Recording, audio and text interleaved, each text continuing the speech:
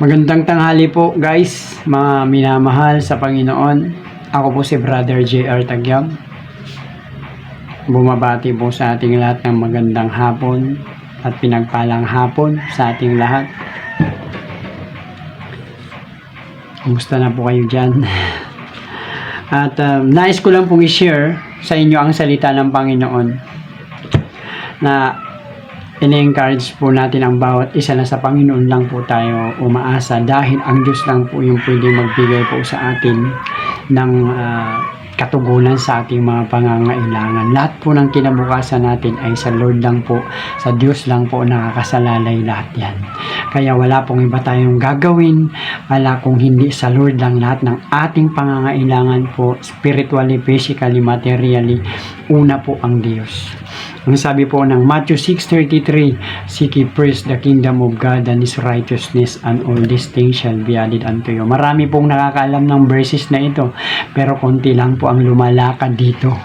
Ang gusto ng Lord, hindi lang po natin minimemorize ito, kung hindi po nilalakaran po natin ito. Yun po, makikita po natin ang kapangyarihan ng Panginoon pagka ginawa po natin yan. Ito po yung patunay na ang Diyos lamang ang may kakayahan para magbigay sa atin ng pagpapala at anumang uri ng ating pangangailangan. Dito sa daigdig na ito, bukas noon, ngayon at magpakailanman, siya lang po ang pwede. Ang sabi po ng Pilipos chapter 4 verse 19, "At buhat sa kayamanan ng Diyos na hindi maubos-ubos sa kalangitan, ibubuhos po niya sa atin ang pangangailangan natin sa pamagitan po ng ating Panginoong Hesus Kristo." Sabi po ng Psalms chapter 23 verse 1, si Jesus po ang ating dakilang pastor, hindi po tayo nagkukulang. So, ibig sabihin, siya po ang lahat sa atin, lahat po ng pangangailangan natin, siya po ang ating kailangan. Kaya si Kristong tinanggap po natin bilang isang born again, siya po ay nananahan sa atin, siya po ang kailangan natin, siya po ang lahat sa atin. So, maliwanag pong sinabi ng Biblia na siya po ay tagapagligtas natin, tagapaglaan, tagapagpala. Wala pong ibang makapagbigay sa atin ng mga pangangailangan natin sa panahon noon, ngayon at bukas at magpakailanman po. Ang Panginoong Hesus Kristo lamang po. Kaya siya lang po, ini-encourage ko po kayong lahat po ng nakakanood nitong video ito, si Jesus lang po, wala pong iba. Bago po tayo, kung halimbawa po tayo magkakasakit, bago po tayo pumunta sa ibang bagay, dapat po unahin po natin ang Lord. Dahil ang Panginoon po, lahat po ng mga material, spiritual na bagay, physical material, kaya po niyang solusyonan yun. Bakit po? Kapag mayroon po tayong sakit, ang doktor po ay limitado po siya gumalaw. Pag may parte po ng bahagi ng katawan mong nabubulok, puputulin po ng doktor yan. Pero si Jesus po, kapag siya po nagpapagaling, papatayin po niya yung mga mikrobyo at ibabalik po niya yung mga nasira sa parte ng katawan mo. Ganun po si Jesus. Ang sabi po ng Isaiah 53:4-5, na sa latay at sugat po ng Panginoong Hesus Kristo, tayo po ay gumaling na, at sa kanyang dugong na buhos sa krus ng Kalbaryo ay luminis na po tayo, nilinis po tayo ng kanyang dugo, at nang linisin po niya tayo sa kanyang dugo, pati rin po ng ating mga kasalanan at pati ang ating mga karamdaman ay pinagaling na rin niya. Kasi ang punot dulo po ng mga sakit at karamdaman ay dala po yan ng sumpa, dahil sumuway po ang ating mga ninuno ng unang panahon. Kaya hanggang ngayon, pag hindi po natin ma-break ito, hallelujah, kaya sa pamagitan ng ating Panginoong Hesus Kristo ay tuloy-tuloy pa rin po yung sumpa, sakit, karamdaman, sakuna, kamalasan, lahat po abutin po natin, sapagkat ang ating pong espiritu ay namatay, at ang naiwan na lang ay ang ating kaluluwa. So kailangan po natin lumapit sa Panginoon, na sa pamagitan ng pangaral ng mga salita ng Diyos, tanggapin po natin si Kristo. Ang sabi po ng Matthew 11:28, "Lahat kayong nabibigatan at nagkaroon ng problema, anuman ang dinadalang ninyo ay lumapit sa akin, sabi ng Panginoong Jesucristo, at bibigyan ko kayo ng kapahingahan. Siya lang po yung mabigat pong problema natin, pagagaanin po niya yun. Bakit po nagagawa po niya yun? Kasi wala naman pong imposible sa kanya, lahat po ay kaya niyang gawin. Kaya si Jesus lang po ang ating tagapagligtas, tagapagpala at tagapaglaan po sa lahat ng ating pangangailangan. Pangalawa po, siya ang Diyos nating sumasalangit. Siya po ay sumasalangit, hindi po sumasalupa.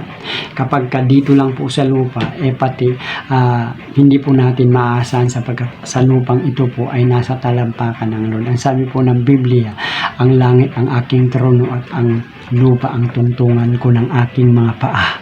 Kaya nga sabi niya, anong uri ng bayang patiran nyo sa akin kung ang kalangitan niya, hindi ako kasya Yung pa kayang gagawin yung mga groto, di ba?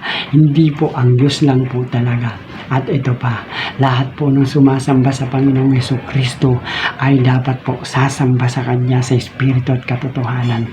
Hindi po tayo pwedeng sumamba sa mga ribulto dahil maliin na sinabi ng Biblia na huwag kayong gagawa ng mga imahe kahit sa lupa, sa dagat, sa kabundukan, kahit sa yung mga bituin, mga buwan, yung araw, bituin, buwan at araw. Hindi daw po natin sila pwedeng sambahin. Kahit ang mga tao, hindi natin pwedeng sambahin. Ang Panginoong Jesucristo lamang, hallelujah, ang Diyos lamang ang pwede nating sambahin sapagkat siya lamang ang Diyos na walang kamatayan. Ang lahat ng sumampalataya at tumanggap sa Kanya at sumunod sa Kanya dahil si Kristo ay walang kamatayan, wala rin pong kamatayan. Bakit po? Lahat po, kapag tinanggap po natin si Kristo at naborn again tayo, lahat ng kay Kristo ay atin. Ano ba si Kristo? Hindi po siya namamatay.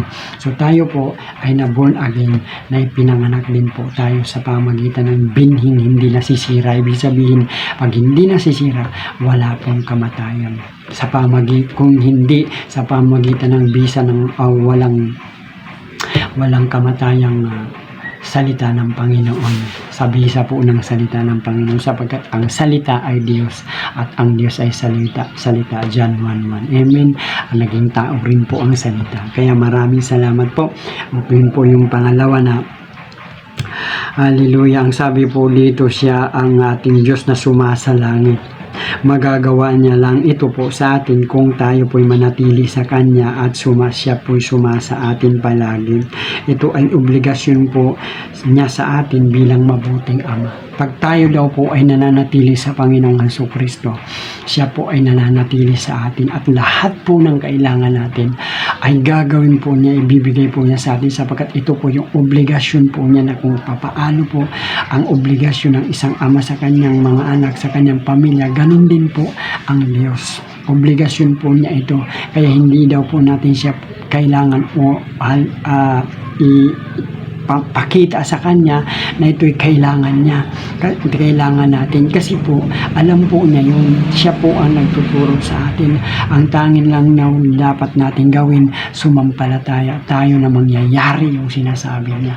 Ang sabi po niya sa banal na kasulatan, ni isang tuldok ng Kanyang salita ay hindi po ito mawawala ng kabuluhan. Kaya yun po ang Diyos. Siya lang po. Magagawa po niya sa atin yun kapag tayo po'y nanatili sa Kanya. So ano po ba ang gagawin natin? Manatili po tayo mga kapatid sa Kanya upang ngayon, bukas, magpakailanman hanggang sa Kanyang pagbalik po ay masusumpungan po niya tayo na hindi lang po makamta natin ang tagumpay sa buhay na ito, kung hindi hanggang sa Kanyang kaharian ay tatamasahin po natin yung walang katapusang pagpapala. Amen. Ito po dulot ng kagandahang loob ng Panginoon, dulot ng Kanyang pag-ibig, dulot ng Kanyang katapatan, dulot ng Kanyang pangako. Siya po ay tapat sa Kanyang pangako, kaya gagawin po niyang lahat ang mga ito. Amen. Kaya marami pong salamat na manatili po tayo sa Panginoon. Hindi po tayo lilingon. Ang sabi ng Hebreo na ituon daw po natin ang ating paningin sa Diyos. Hindi po tayo pwedeng lumingon sa kaliwa o kanan. Ano mo nakikita natin dahil si Satanas hindi po tumitigil na magbibigay ng distraction hanggat ikaw at ako ay may bagsak niya. Hindi po siya titigil, pero siya po ay gipit na. Nasa ilalim po siya ng ating talampakan. Binigay po siya ng ating Panginoong Jesucristo. Kaya ang dapat po natin gawin, palagi natin ipahayag na si Jesus lamang, ang Diyos lamang na buhay, ang pwede magbigay sa ating mga pangangailangan. Anumang pangangailangan nito ay ilapit natin kay Jesus Christ, sapagkat siya lang po ang susi ng lahat. Siya lang po ang tigapamagitan. Anuman po mga problema, lahat po ng sakit karamdaman, anumang malubhang sakit karamdaman, kahit yung mga inalya ng mga demonyo, mga espiritu, ay wala po siyang hindi nasolusyonan doon. Lahat po ay nasolusyonan po ni Jesus Christ. Wala po siyang hindi nagagawa, sapagkat ang sabi ng Genesis 18:14 na wala pong mahirap sa Diyos. Wala pong bagay na hindi na nagagawa. Lahat po ay nagagawa niya. Ang sabi po ng Luke chapter 1 verse 37 na kung naintindihan lang po natin ang salitang pananampalataya, yun daw pong mahirap ay mas madali lang po sa atin, sapagkat yun po si Kristo po. Ang mahirap ay madali lang po sa Kanya. Ang lahat ng mahirap sa tao, kay Kristo po ay madali lang. Kaya ang sabi po niya sa verses ng Luke 1:37, walang mahirap sa akin, sabi niya. Yun po yung salitang binitiwan niya.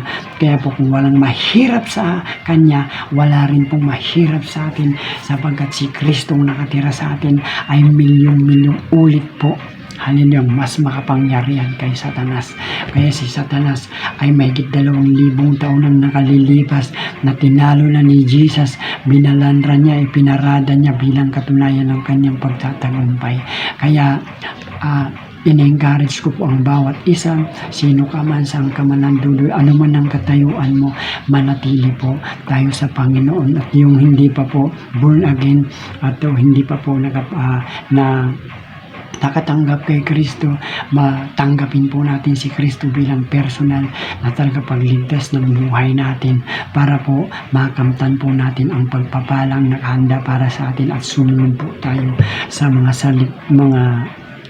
ipinag-uutos niya, sapagkat ang sumusunod po sa mga utos niya, yun po yung umiibig ng wagas sa Panginoong Jesucristo. Ang sabi po ng Mark chapter 12 verse 30 to 31, sabi niya, mahalin mo ang Panginoon mong Diyos ng buong puso, buong kaluluwa, buong lakas, buong pag-iisip. At pag namahal po natin ang ating Panginoong Jesucristo, kaya din po nating mahalin lahat, kahit yung kapwa natin. Hindi po tayo magtatampo, hindi po tayo magtanim ng sama ng loob, dahil malinis po ang ating puso, sapagkat si Kristo po ay nakatira po sa puso. Yun po yung sinasabi ng Proverbs 4:23, sabi niya, bantayan mo ang puso mo, dahil yun po ang bukal ng buhay mo. At kapag marumi po ang puso mo, defective po ang puso, lahat ng bahagi ng katawan mo ay nakaugnay po sa puso mo. Meron po tayong, hallelujah, katawan na ito lang po yung tigasunod, tagapagpatupad sa lahat nating gagawin sa bawat araw-araw nating mga kilos. At kapag mali po ang ikinikilos ng katawan, mali po ang ibinubulong ng ating kaisipan, at yun po ang gagawin ng katawan, dahil mali ang ginawa niya, sa magsasabi rin po ang ating katawan, sapagkat siya po ay tigapagpatupad. Kaya ito po yung ipinaabot sa atin ng Panginoon, na manatili po tayo sa Lord. Ang Panginoong Jesus po ay banal, wala po siyang kapintasan.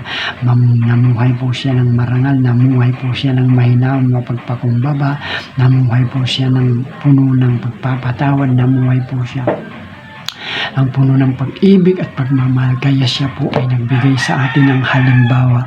Kaya po mga minamahal, sa oras na ito, yun pong hindi pa po nakatanggap kay Kristo, yun pong hindi pa po nakapagpatawad, kailangan patawarin po natin yung mga nagkasala sa atin upang may release po natin lahat ng karamihan sa ating puso upang hindi po tayo mapulyot ng mga ng kasalanan at hindi po magkaroon ng access ang diablo para lagyan tayo ng anumang uri ng karamdaman.